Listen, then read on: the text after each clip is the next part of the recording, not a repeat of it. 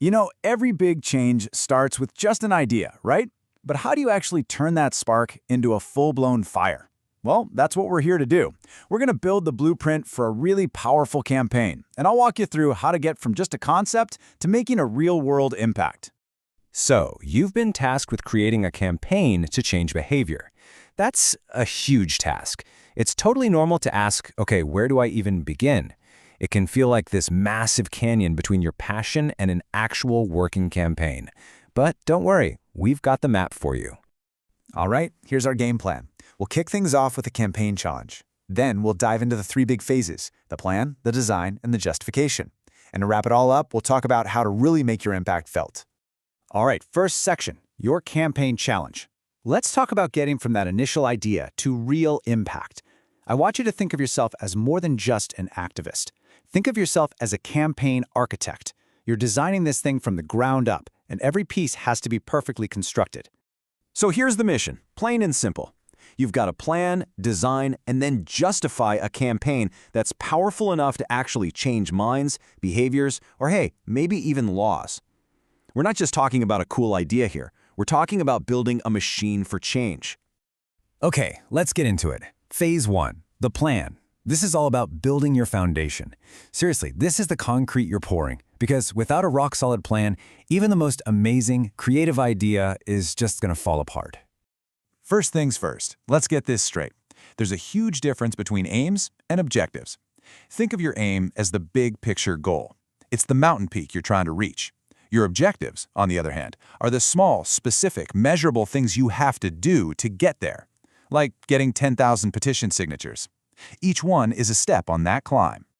Okay, this right here is absolutely critical. Do not say everybody. Seriously, the biggest mistake you can make is trying to target everyone. Because when you try to talk to everyone, you end up talking to no one. You have to be specific with your target audience. It dictates everything: the language you use, the materials you make, the whole shebang. So, your plan really boils down to these 4 pillars. Number 1, aims and objectives. What's the end goal and what are the steps to get there? 2, target audience. Who specifically are you trying to reach? 3, methods and materials. What are you going to create and how will you get it out there? And 4, you got to be realistic. Finances and timescale. What's your budget and your deadline? Nail these 4 and your foundation is solid as a rock. Okay, foundation is set. Time for the fun part. Phase 2, the design. This is where we bring that blueprint to life. It's where the plan gets a personality, a soul, and we start making things people can actually see, feel, and connect with. I'm going to say this once because it's the golden rule of this phase. Ready? Consistency is everything. That's it. If your poster looks like it came from a different planet than your social media, you've already lost. You lose that recognition, you lose that trust. It's that simple. And when I say consistent, I'm talking about your whole brand identity. Your logo, your color scheme, the font you use, your slogan, even the tone of voice in your writing. All of it has to feel like it's part of the same family. Every single piece of material has to sing from the same hymn sheet. That's how you build a real brand. And look, you can't just make one poster and call it a day. You need to hit people from different angles. So the rule of thumb is to design at least 3 different types of materials.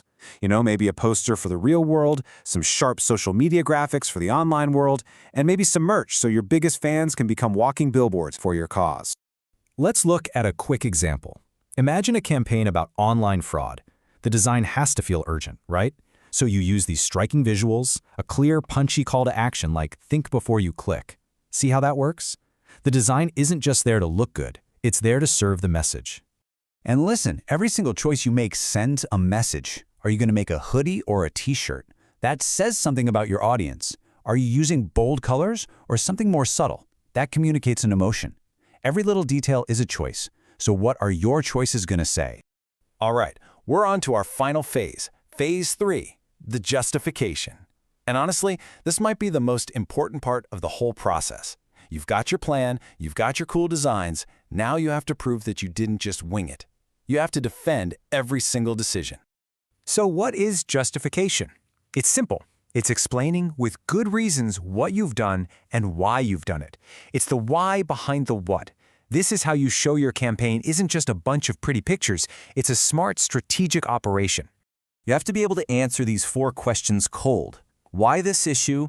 Why this specific audience? Why these materials? And why this design? If you can't give a solid, logical answer to each of those, your whole campaign has a weak spot. And this is what that looks like in practice. For every choice, there's a justification.